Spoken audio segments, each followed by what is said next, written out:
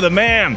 Well, it's not really a ma'am, it's a guy, but it's a shark, and it did well at the box office. Then we also have this image of Mulan for the very first time. That's a ma'am as well, and we don't know if Movie Talk's going to have any ma'ams in it. We don't know if Movie Talk's going to have any Chris's in it. Movie Talk starts right now.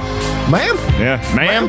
Ma'am? I just felt like I've said ma'am to so many people, and like 30% of them get offended whenever I say ma'am. Ma'am, so, really? Mm-hmm. Well, you gotta gauge it by the age. I just say ma'am. It's some people get offended by it. I know, I get it, but some people get offended. They think you're aging them up if you say ma'am. Ma'am, how do you feel about the whole ma'am debate? I mean, I don't particularly like it because it makes me feel old, but I'm not offended by it. Yeah. A whole lot of good stories to get to today, including all of you ma'ams out there watching. Hope Perri and Rocha had a good weekend. Oh, that is Perri Nemiroff, by the way. And then over there is John Rocha. Do you guys do anything movie-centric this weekend or otherwise?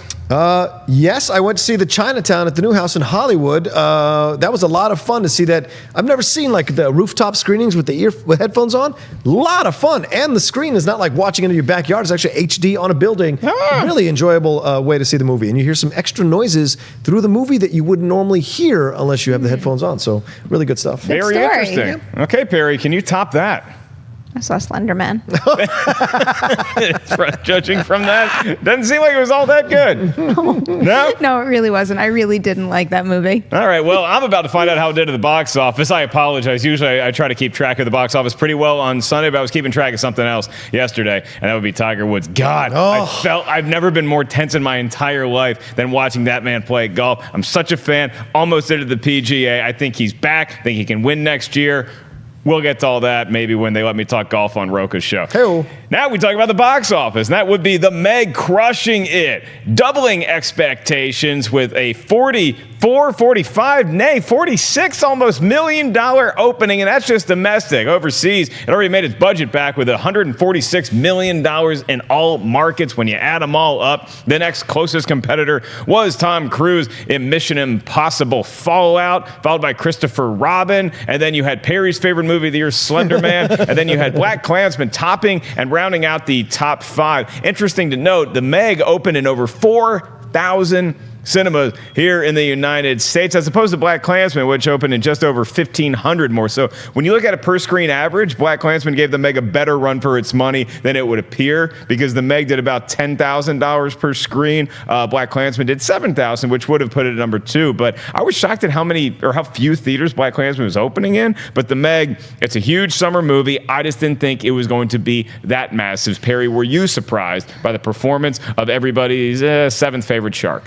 The Meg is lucky I like it. Otherwise, I would have been kind of pissed that it made this much money, because it ruined my rankings. It ruined my fantasy movie league. I don't think anyone out there really expected it to make as much money as it did, because you guys know I keep up with all the projections leading up to release, and the large majority of them, by the time we had hit late Thursday, were hovering around 20 million.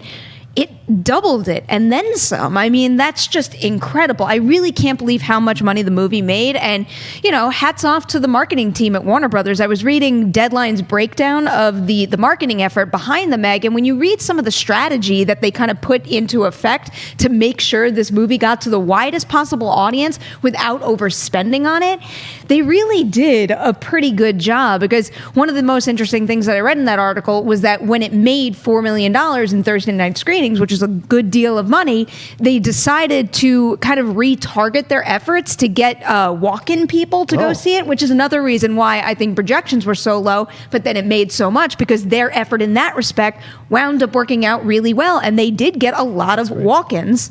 So, Rocha, the Meg did a lot better business than we thought it might, at least here in this circle. Does that disappoint you in a way, because you did not like The Meg? Yep. So do you think this is just going to encourage studios to keep throwing this kind of stuff that has a cool advertising campaign, that's things we love, like Jason Statham and an international cast and a giant shark, but they're just not going to worry about the quality as much? Yeah, I will say that. I don't know what's happening in this country and in this world, because it's a little frustrating to see this film make so much money, and Skyscraper, which is undoubtedly a better movie, better script, a lot more fun in the theater, crashed crashed and burned and didn't quite make the money that the Meg did overall. And so I'm shocked by this. I think everyone was. I was like 10 to 15 million tops. Like it was so terrible walking out there. And a few of my friends who went to see early screenings also texted me saying, "You're right. The only two people that didn't were Perri Nemiroff and Haley Bunch." And I went to see it because of them with excitement in my eyes. And I left sorely. I really would have walked out half an hour, 45 minutes in the movie. It was so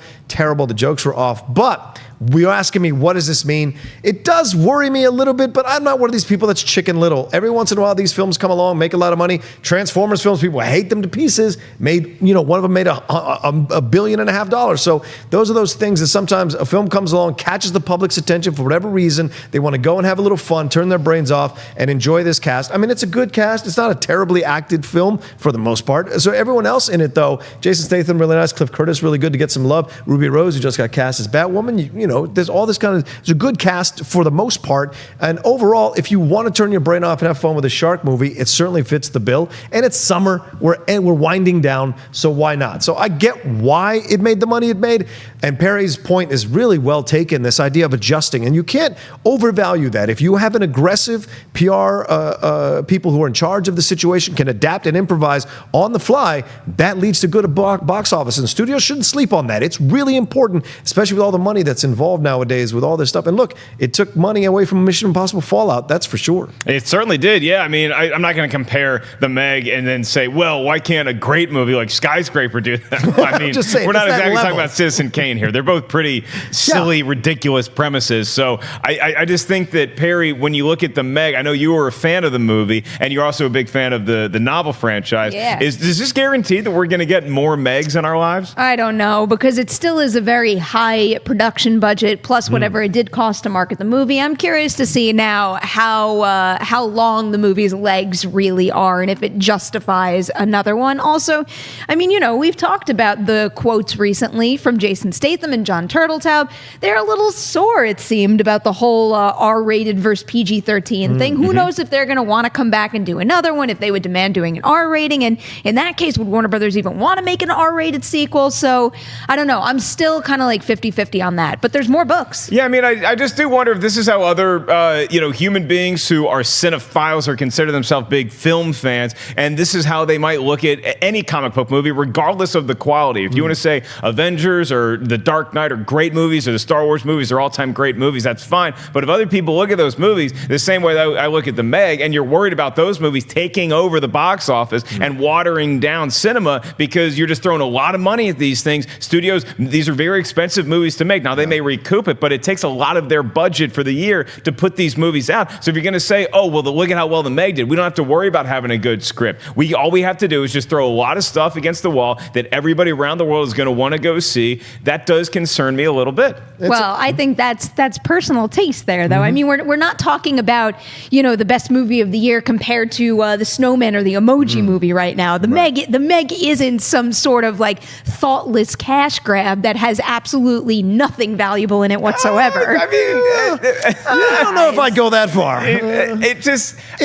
Seems pretty thoughtless cash grab. I will say this about the Megs. I think people knew what they were getting into when they paid the money. I don't think even myself, when I went to go to see it for free, is that I sat down and I said, well, I hope this movie, I have hopes for this movie, but I can acknowledge that was like hoping your kid that never practices piano during the week is going to crush the recital. And I'm like, oh, God, Johnny, you were terrible. Why? Because I didn't know. I knew he wasn't going to play that well. I just hoped maybe something would happen where it felt a lot more like, not Jaws, but just a more serious taking itself movie. Well, and that's the thing with the RPG-13 that Perri brought up, this idea. The studio can go to Jason Statham and Turteltaub and be like, we made the right choice. Like, more people came into the theater because there was more accessibility to come and see this kind of film. At that level, we made more money. You don't want to be part of it? Fine. We'll kick you out. We'll find somebody else who wants to be an action star. And because the shark is what sells this thing. It was 45 million people were, I got to go see Jason Statham in a shark movie. It was more the shark. You got to see a shark movie. It was the event time feel to it. So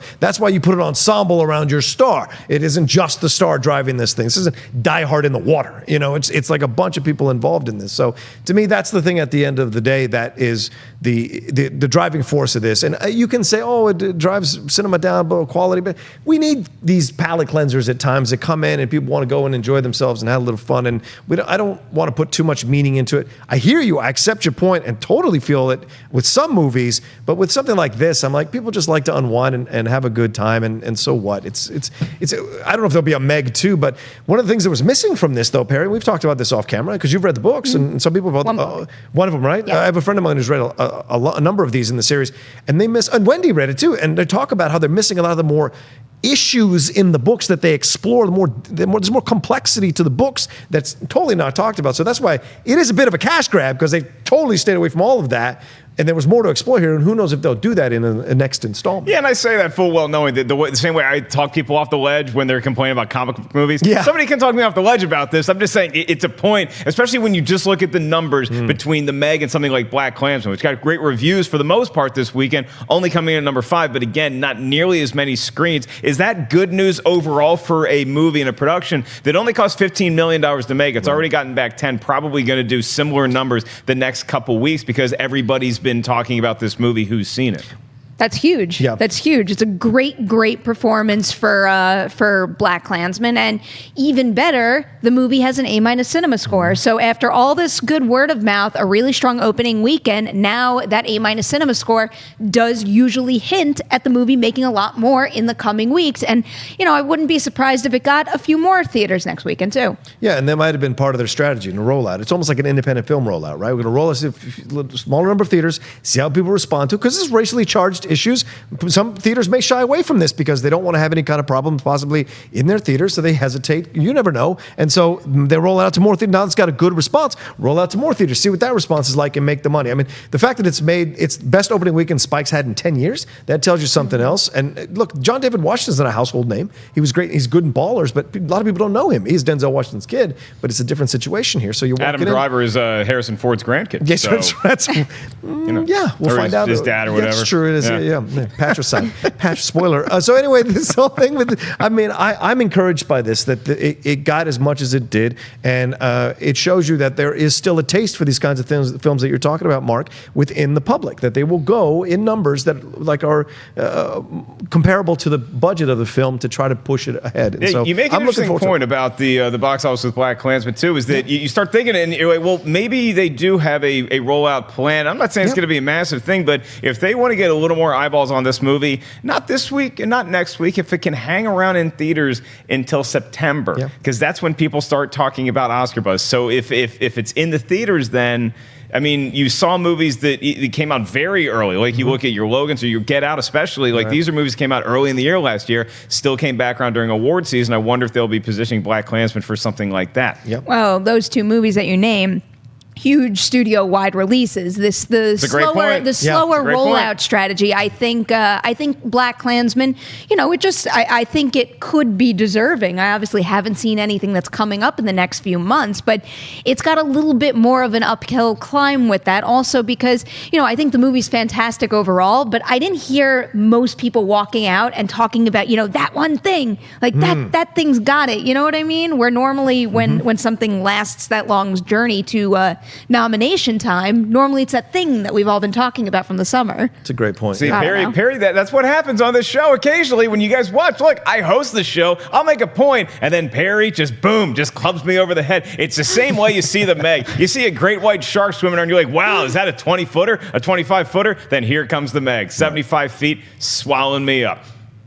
Thank you, Perri. Thank you, ma'am. But I will give congratulations to another ma'am. That would be Ruby Rose for joining the CW, the Arrowverse. I think it's exciting, and Sky Patterson here reiterates as Batwoman. I think that's a cool thing. Sure. So good luck with that. And we are going to remind you guys that before we get to our next story, today's show is brought to you by our friends at Rode Microphones. That's how you're hearing me today. And they also have a really cool short film contest going on right now with a pot of $1 million. You guys can go vote on your favorite short film. There's a bunch of different genre films on there. Basically, to enter the contest, you made a 3-minute short film. Then you also had a quick behind the scenes of you using a Rode product. So you can go to myroadreel.com right now to check out a bunch of cool shorts and vote on your favorite one. And that could put that person who made the movie or those people who made the movie into the running for part of the $1 million prize purse. Very exciting stuff for a budding filmmaker out there. Good luck to everybody at myroadreel.com. We move on to some good news in the live action Disney world, and that would be we have the first official image of Mulan. Mulan. The movie is scheduled for release in 2020. That would be March to be exact. And we have the star of the film Mulan, Yifei, is pictured, and he's got a sword. It looks very Mulan-like, live action. Again, they just started production. It's going to take place primarily overseas, with New Zealand and China both being big points of location as far as shooting goes. Very international cast. A lot of people getting excited about this film.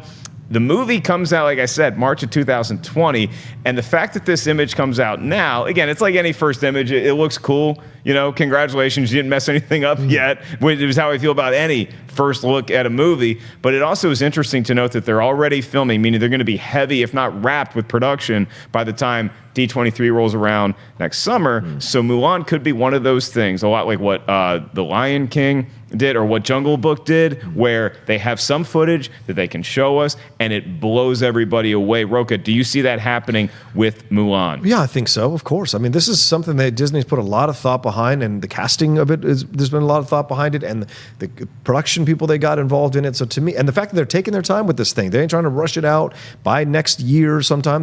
March 2020, that's almost 2 years from now, over a year and a half. So they want to take the time, get the right effects, get the right look, make sure the tone is correct, and they've cast well. Look at this pic. This picture is so powerful. Shows you what the general story is here. Is that a young girl learning how to fight in a patriarchal society, breaking the norms. And you see that, the shot, the sword and everything. Me, as a massive fan of Chinese and Japanese cinema, seeing this idea of the sword, all of that just makes me very excited. And the letters on the right above the hilt there is so cool. And everything about the position, the red is also very reminiscent of Mulan, the colors that they use in the animated film. So all of it all around is a good first image to get you going. They just started production. So to me, all around, I think this is a smart move for them to release this picture. And yes, I absolutely think they're going to have something to show, because people are going to lose their minds when they see this live action version of it. Yeah, Perri, do you read anything into this first image? They off to a good start here? I don't read anything into it, but I applaud them for releasing it, because we're talking about the start of production here. If I got an email that said, "Ooh, Mulan started production today," and there was no image attached, do you think we would talk about it on this show? No. The sky is falling. They didn't send us the picture. It's because we're getting the first look. And you know what? I think that it's a necessary thing with these live action Disney adaptations to give us the first look, because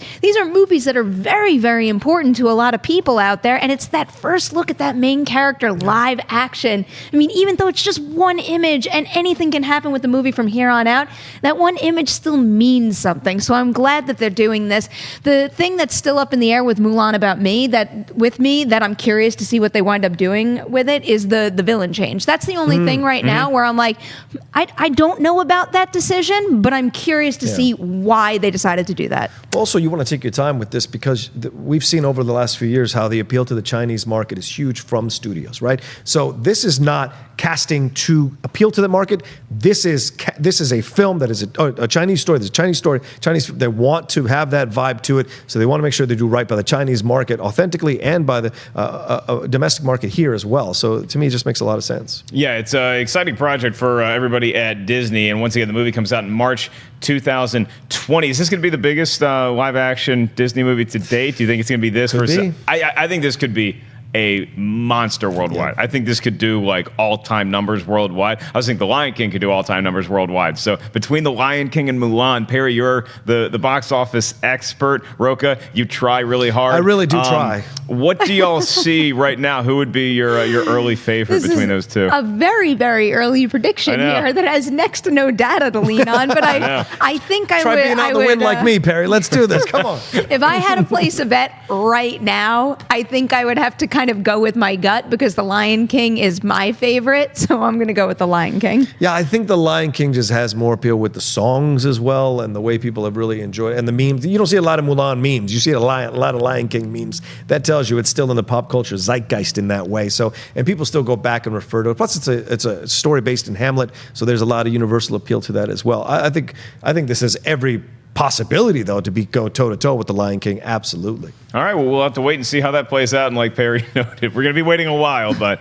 always a fun conversation to have around these parts. We have a lot of fun here at Collider Video. Subscribe to the YouTube channel right now. You can check out the Movie Talk podcast whenever you want. And you guys can check out our Avengers Infinity War commentary. It's now available on a Blu-ray and digital download. And we decided to talk over it. How rude of us? No, people actually like that. So you can now watch it along with some of your Collider favorites. Rocha, who else in this video? It's a It's a who's who of nerd in this video. It really is. I hosted with the two new co-hosts of Collider Heroes, Amy Dallin and Koi Gendro, and Dennis Zhang stops in to give his thoughts as well. It's actually a really fun. I was very privileged to be a part of this. Very fun to watch this incredible moving movie with three other great people, and have everyone like reacting to it and telling their own personal experience as they were watching some of the most seminal moments in that film. And so, to me, that was a great experience, and I hope you all will do. We've gotten some great comments already, so if you haven't given it a shot yet, I encourage you to do so. All right, that's one where Thor calls him a sweet rabbit. I did like that movie. You guys can check out all the new channels we are recently launching here at Collider. We got games, quick, sports, all that good stuff. The links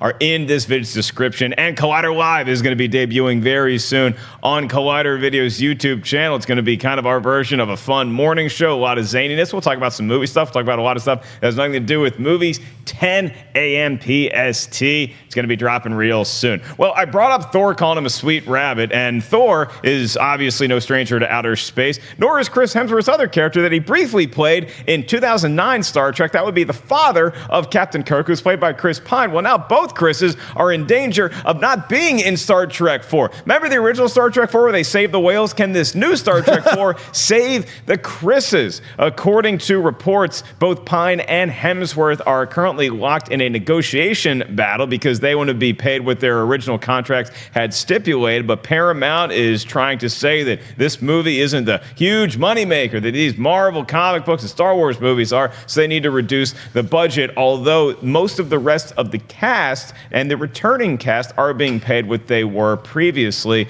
So, Rocha, there's a lot to untangle here, but I think the big question everybody has is these are contract negotiations, and you see this a lot of times with sports as well as with movies, that it just sometimes takes a while to iron it out, and this is the tug of war that could happen. Do you see this actually going down where you could have a Star Trek 4 that does not have Chris Pine or Chris Hemsworth? I don't see any way that would happen. It would make absolutely no sense. Listen, I know Jason Inman and Scott Mantz supposedly own the Star Trek corner.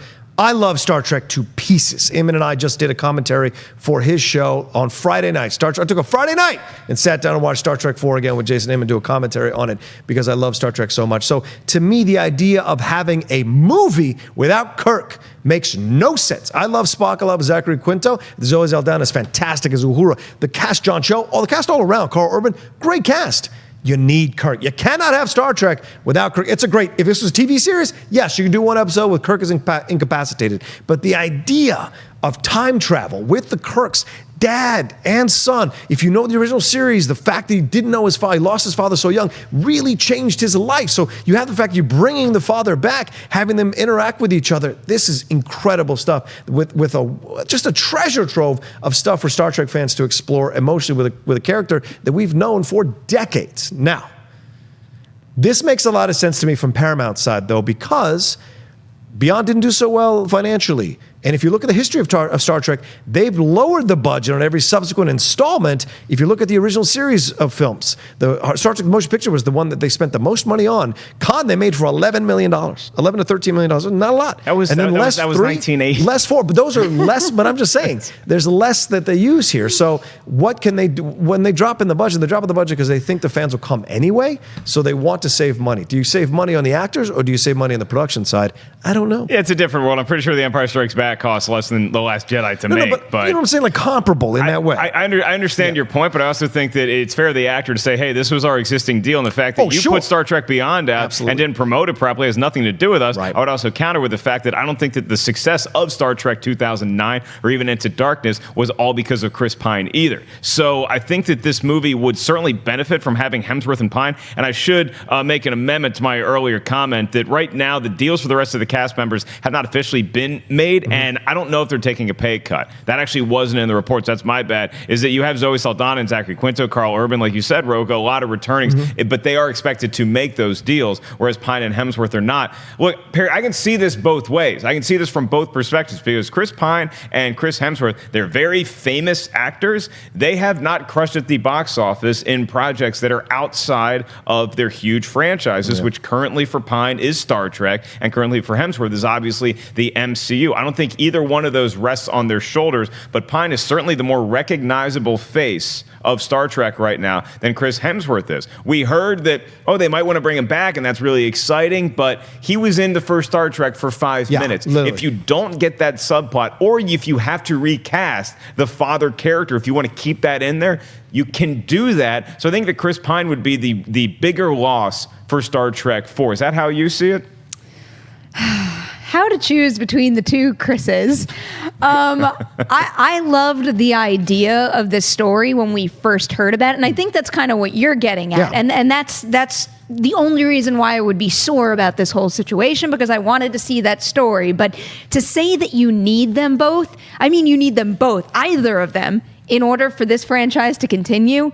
You do not. I mean, you just made the point. They've both led other movies, and a good number of them haven't done very well. And yeah, you could dig into some of the more limited releases, and those might be financial successes. But I'm talking about, let's see with Chris Hemsworth, like In the Heart of the Sea, and what's the one that Black Hat. Black Hat, Yeah. and then also Chris Pine, Jack Ryan. Was he Jack Ryan? He was in Jack Ryan. He was in Ryan. the Wrinkle in deep. Time. They went out on the boat and the finest hours. Oh, I Finest don't. Hours, Oh yeah. yeah, that too, which was a really good movie. That was a good movie and got no attention.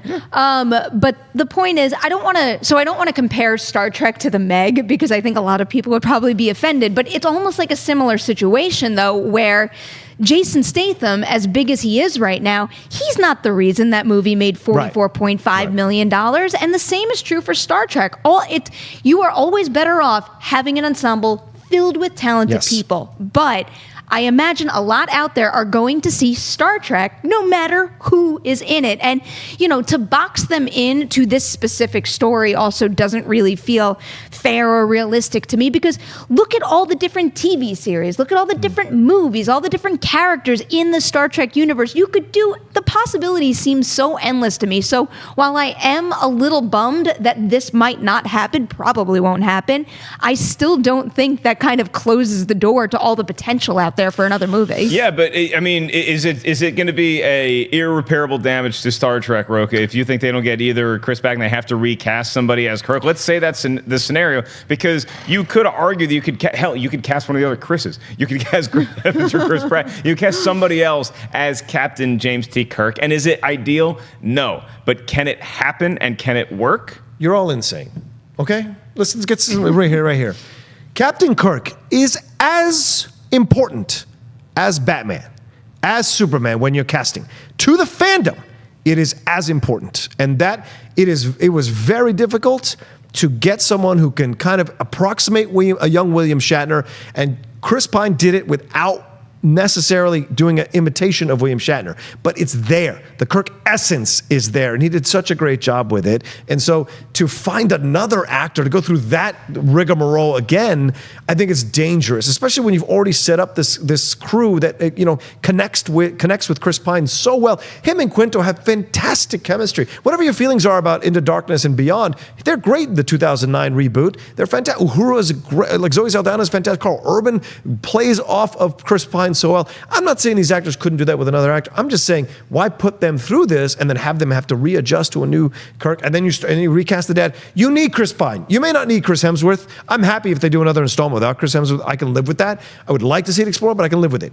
Pine you need. He is so essential to Kirk at this point because of how much people love Shatner's portrayal of Kirk and Captain Kirk character. To recast it, I think, is just so dangerous for a studio to do. It is interesting. I really want to know the exact number of how much money you're saving. Like let's just be Paramount and let's just sit down and weigh this. Is this just you not wanting to pay the money? Because if you go back to how much the total production of a movie costs, I don't know what Hemsworth and Pine are commanding. I can't imagine it's what they want versus what they were offered is so much more than you don't want to pay that, and you can find a way to cut something else out of it. It sucks because S.J. Clarkson, she's the first female director on a Star Trek movie, and this is the one that she is signed on to direct. So you never want to have to deal with that problem and try to shift to another gear. But I'm sure she's confident in whoever they give her as Captain Kirk. And Chris Pine actually did. If he's not going to be Captain Kirk, he did whoever is going to be Captain Kirk a huge favor by stepping in between William Shatner and this person. Because you're right, he had some essence of William Shatner, but he wasn't doing an impression. Right. So this is a lot easier to replace this Captain Kirk than it is to replace the Captain Kirk. Maybe. I don't think replacing is going to be what happens. I feel like what you said about it being dangerous, that's true. I think that could hurt in the long run. Whereas if they're just out of the movie and we focus on other characters, I know there's some lore issues that would come into play with that too.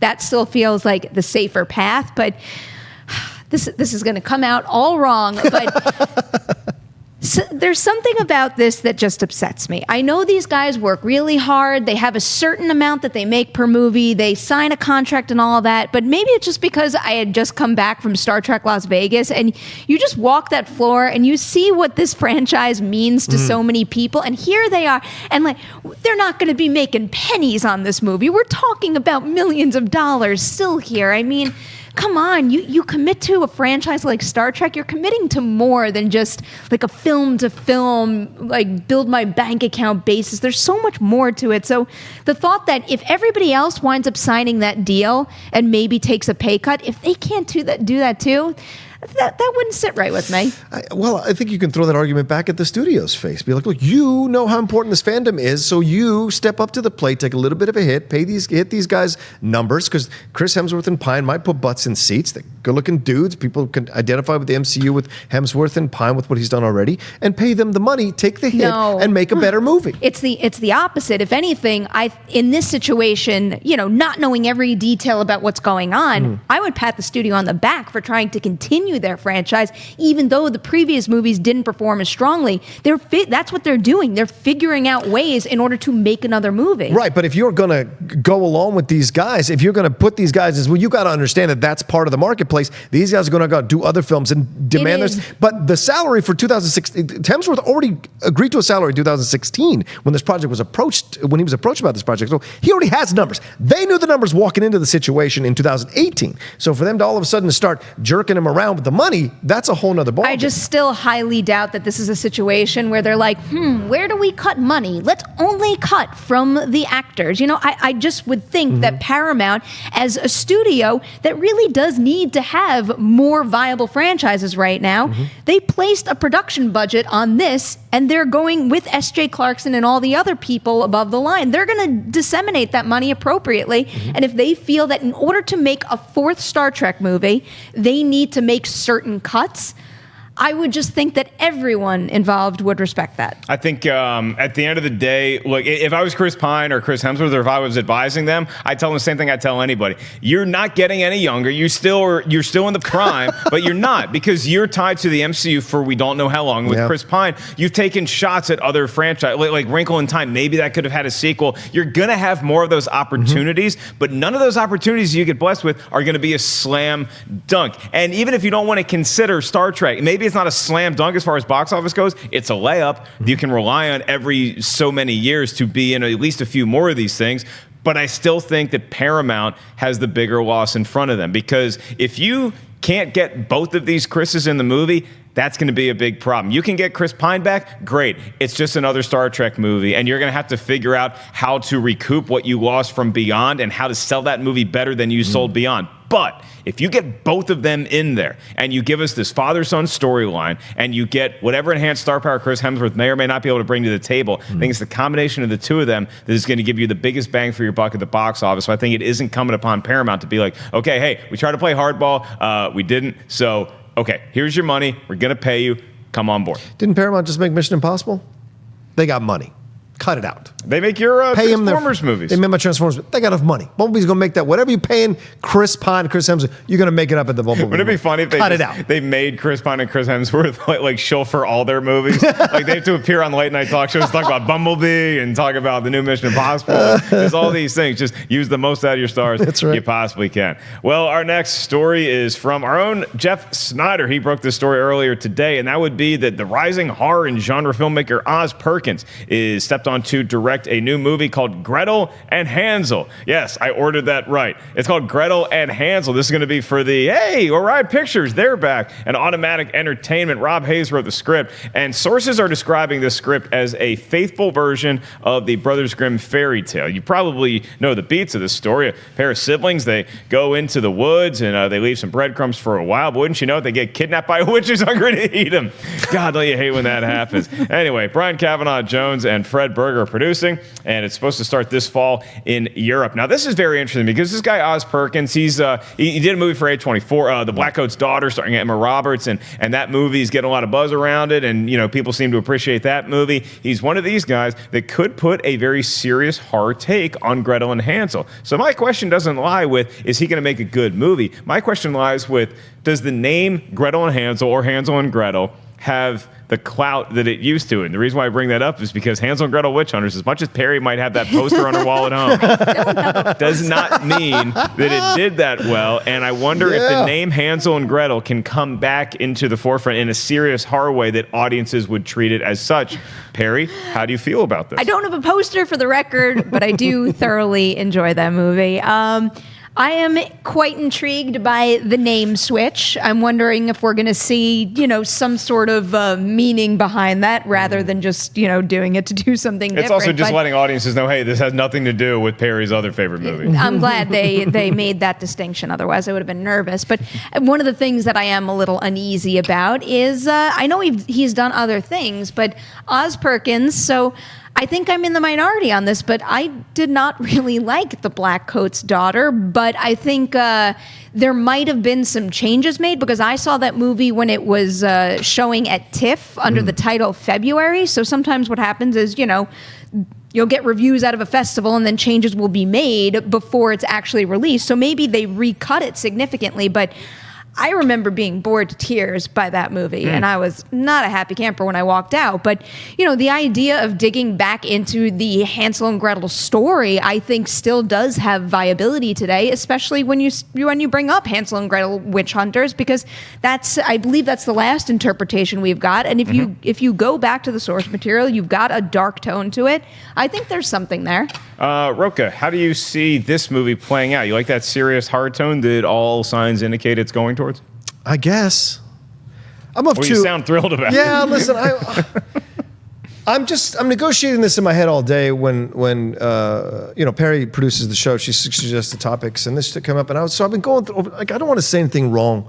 I'm just like, why are we switching the names around? Why are we doing that? Are we trying to play into this idea that we're going with more female-centric movies? Are we playing into that? So you put Gretel first before Hansel? Or are you really trying to change which makes sense to me, attaching it to witch hunters or other things I'm tired of sisters leading brothers into the woods. It should be the other way around. When I was a boy, I honestly think... I just don't know. It doesn't matter, but I also think that if you had to do it, I think it's because you're letting audiences know more so than, hey, Gretel's maybe she is. I don't care if she is or not, who's the leader. They're both kids. They're going to get eaten. I care about the fact that they're letting audiences know, hey, this is different than what you've seen before. Well, and that's what I'm getting. I'm negotiating this in my head. Like, I'm not trying to offend anybody. I'm just going it over in my head. This is your therapy session. We're happy to offer that opportunity. It's movie talk and therapy talk. I'm just processing it here in my mind. It's just us in a room. It does feel that way, actually. Don't worry about the camera. But if this is to do something new, something fun, interesting, inventive, and make it darker, then I'm down.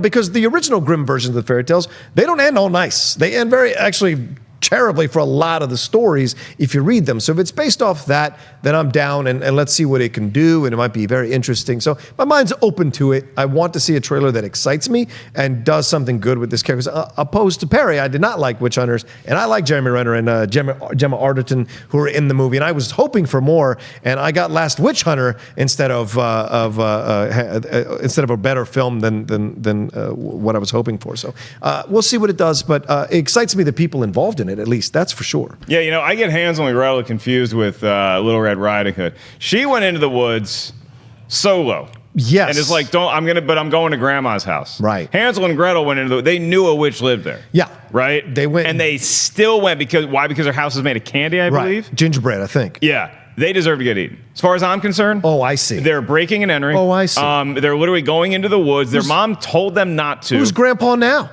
I'm just saying, they just more so than Little Red Riding Hood, all she wanted to do was go visit her grandma. Then the next thing you know, there's a wolf eating you. That will throw you for a loop. She stole the cakes and the things to put in the basket and was like taking the long way around, the scenic route. Instead of going straight, she was playing with fire and she got burnt. Did she, Perri, can you corroborate this? Did she really steal cakes?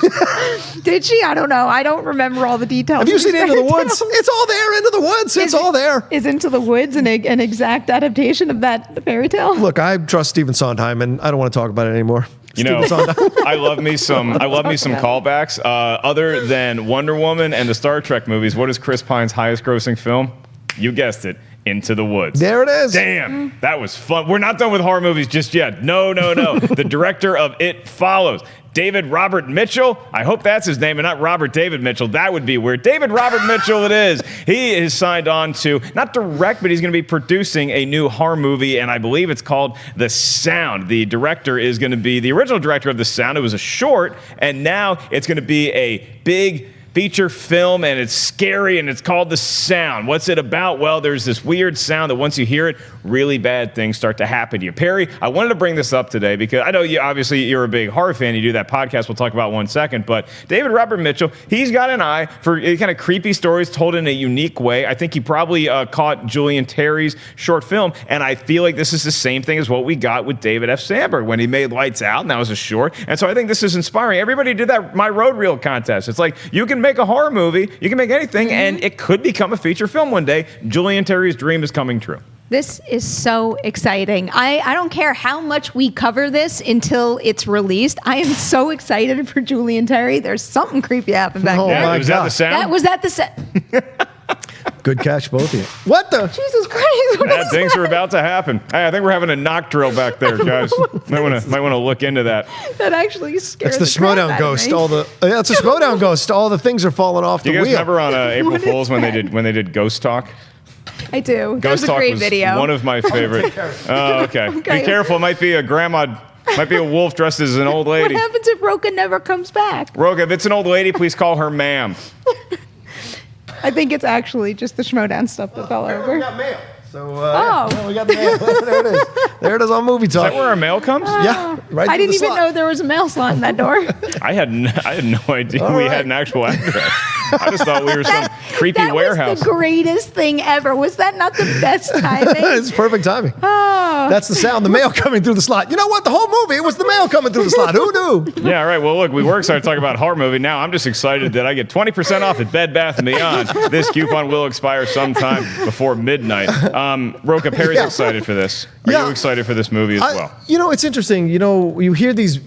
For me with horror, I love the simple premises. If they can, make it grow from a simple premise, it's great. The sound, right? What we saw that with the Ring, right? Just a tape, watching a tape. Oh my God, what can happen? So those kinds of things really get you in the right. Because if it's the right sound, like what we heard in Annihilation.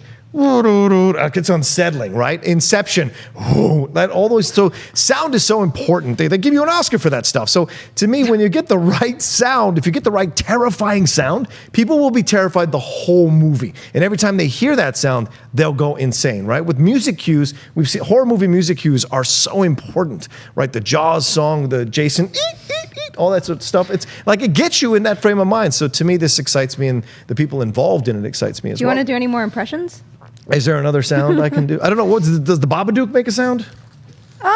Yeah. Well, Yeah, there's he's got a thing. Does he? I'm not All gonna- right. Yeah, I'm not going to do it 'cause I'm bad at that. But Is the the sound Babadook has had to the have a Slender Man in it reason, too? though, Right. The sound has to have a reason. Because like the sound thing is also, and this is only because it's fresh in my mind, is I'm going right to Slender Man right now, Right. where you got to see Slender Man for all of that to take hold. So I just want to make sure the sound is more than just a sound. Right. Good point. I really hope that the sound is just them watching Dumb and Dumber, and it's the scene where Jim Carrey says, "Want to hear the most annoying sound in the world?"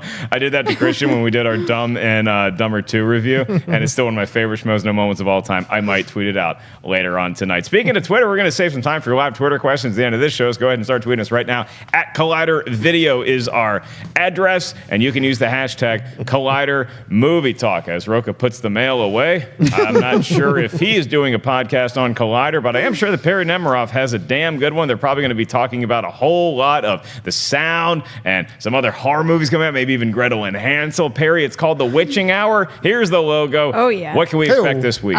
We have a great show this week because we are talking spoilers for both The Meg and Slender Man, and we kind of dive into the promotional campaigns, the box office. So it's just a deep dive into both movies, and you guys generally know how I feel about The Meg, but boy, was I looking forward to ripping apart Slender Man because that shouldn't have been made.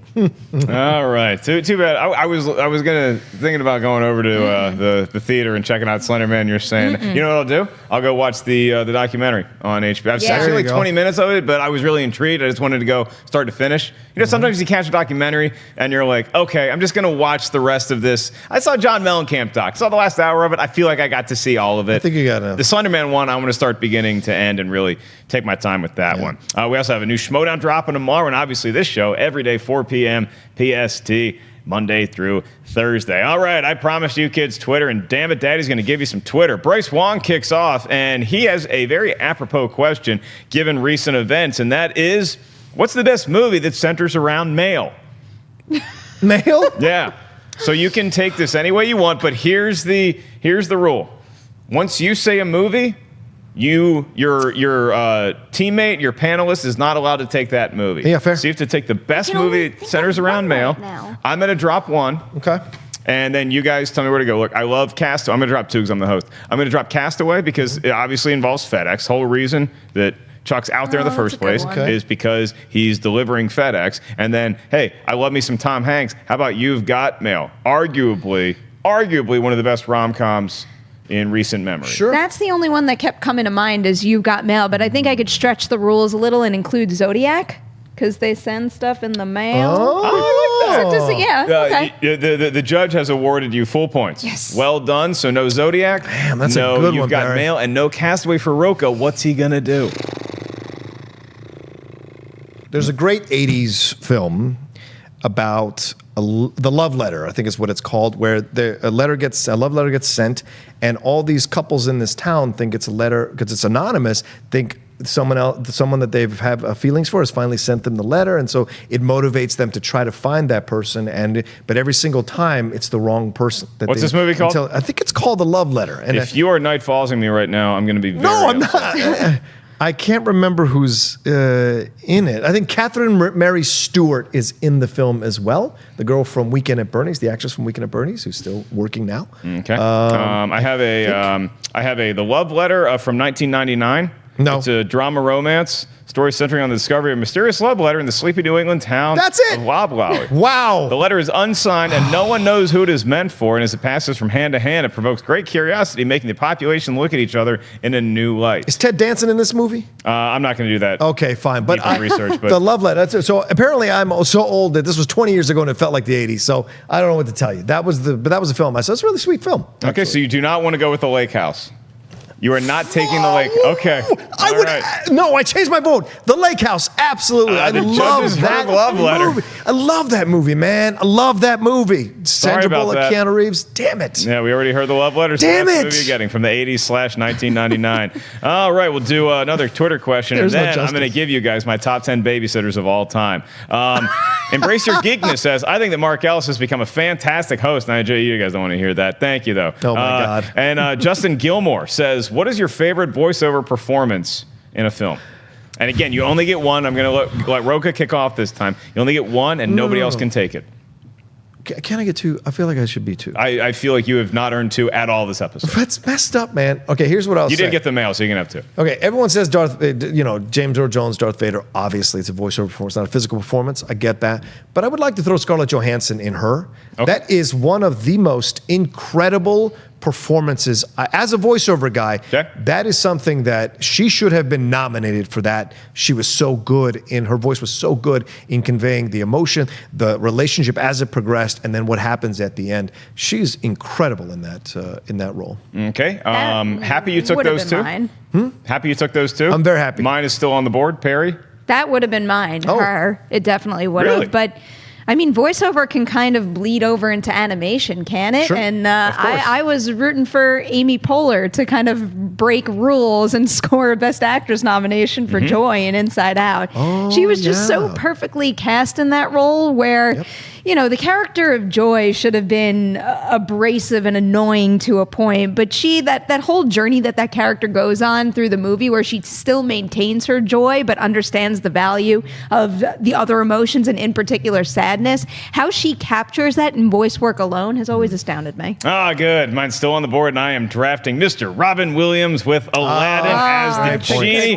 Favorite voiceover in history. All right, without further ado, here come, as I promised last week on Collider Movie Talk, the top 10 babysitters of all time. I got so much pushback because I said Mary Poppins was not even a top 5 babysitter. Ooh. And if she returns and Emily wants her, great. She's not even top 5. I do have good news for Julie Andrews. You are on this list, and you are in the top 5, just not as Mary Poppins. So here we go. Drum roll, please. Thank you. Mary Poppins coming in at number 10, and she barely edged out Jonah Hill in The Sitter for that honor. So Mary Poppins coming in at number 10. Number 9 is Jackie Chan in The Spy Next Door. A very tough babysitting job for him, as Vin Diesel had in The Pacifier. You're insane. Just thrown into a crazy situation. How about Eddie Murphy and Jeff Garlin and Daddy Daycare? Whole lot of kids running around in there. The more quantity, the tougher the task is. Uncle Buck. Those kids were unruly. He came in out of nowhere, saved the day. Thanks, Uncle Bunk. At number 5, I had Lassie.